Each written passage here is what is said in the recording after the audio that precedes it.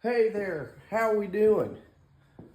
I hope everyone watching this video is doing good, and I hope all the Outboard Archaeology subscribers are doing good.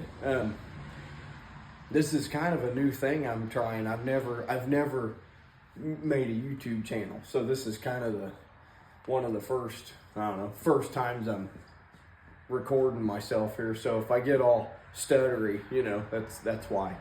But so anyway, I did want to start out the video by saying thank you to everyone who subscribed so far to Outboard Archaeology. It's been really fun to do this so far. I wasn't really for sure how I was gonna go about doing a YouTube and stuff like that, but it's been fun so far. So anyway, I think we're gonna keep doing it.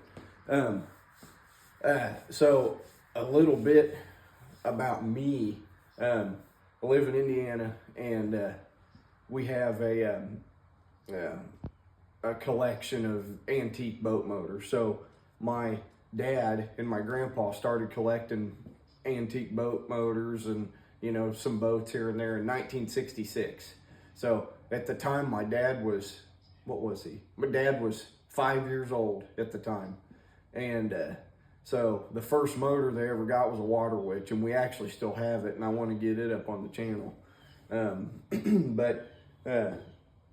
So yeah, I've been around these old motors pretty much my whole life, and I wanted to kind of share some of the collection with everyone and try and maybe help people if they have any issues, or what if they're struggling, if you guys have an old motor and you might be struggling with it. Well, maybe this channel will help you get it running, or if you want rid of it, find a new home for it. So there's an antique outboard motor club that we belong to, and been in it for years and years. So there's meets all through the summer. We just had our last meet for the year last weekend, not too far from here, and had a good time. There's a video I have on here of the Bendix, the 2-cylinder air-cooled Bendix motor, and I ran it, and it ran fantastic. And I want to get more videos of that motor running, because they're kind of rare. Bendix was only around from 1937 to 1940 or 41, I believe. So anyway, it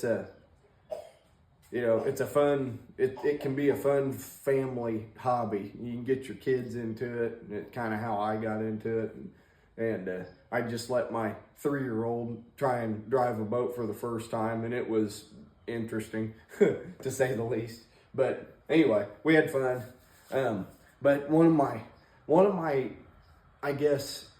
videos, it's just a YouTube short. It's got a lot of views. It's almost up to 6 million views already. It's of me running a Clarke Troller, and there's a lot of questions. I got a lot of questions and comments on that video, and I kind of wanted to address some of them and just go over,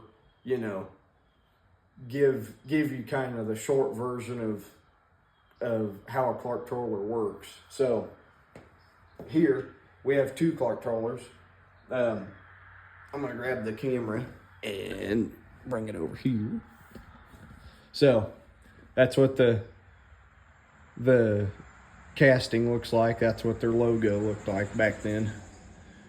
They were in business from 1936 to 1941, and then World War II came along, and that was it.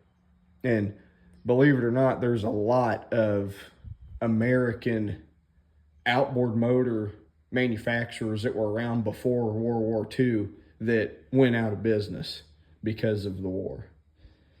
But everyone knows Evinrude, Mercury, and Johnson. They survived. Of course, Evinrude and Johnson were OMC at that point. They were together. So anyway, a Clarke Troller is a single cylinder They were rated at 1.2 horse. They're not fast, and you could consider them, you know, to be slow. They're almost too slow to even call them slow, but they're neat because of the design of the motor. So imagine, if you will, we're going to run this motor and it's sitting on the back of the boat. So you'd have the motor sitting up like this. There's a locking pin on the front of the motor and it holds it in so you can let go of it. So you would, where's it at? You'd be sitting in the boat. If this motor was sitting on a boat, you'd be up here in the front of it, right? And you would reach out, wrap the rope around the prop, and pull. What's neat to me about this motor is the prop is the flywheel. The crankshaft is the prop shaft. This is a crankcase right here, okay? This is the cylinder here. So when you drop this thing in the water, the motor is underwater, which eliminates the need for a water pump and water jacket around the cylinder. Just the motor being underwater is what cools it. And underneath, take this off real quick. Underneath the cavitation plate right here, really, the motor's not powerful enough to really cavitate. So underneath this plate is your spark plug, your coils, and your condenser. And here, there's a spark plug to a Clarke Troller. I was gonna have, yeah. Here.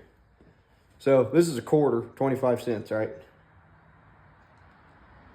That's how big that spark plug is. I think there's some radio control engines that actually run this same spark plug. If there's any radio control guys that watch this is a Champion V1. So the piston is not much bigger than a golf ball in diameter. It's a tiny motor. And so anyway, prop is a flywheel, crankcase, cylinder, all your ignition stuff. So if you were in the boat, you'd fire it up, drop it in, and you'd be going, right? So you would drop it in.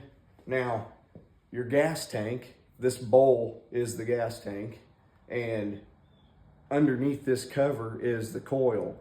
It's a 6-volt coil, so it runs off 6-volt battery, and the battery is what powers the ignition. So anyway, that's basically the Cliff Notes version of a Clarke Troller. They made 2 different versions of a single cylinder. So they had this is a solid cast tank, right? And then this is a 2-piece tank. So here and here is a seam right here where the 2 tank halves come together. The solid cast tanks are probably more common if you ever found one. But you know, they're still out there. So, but yeah,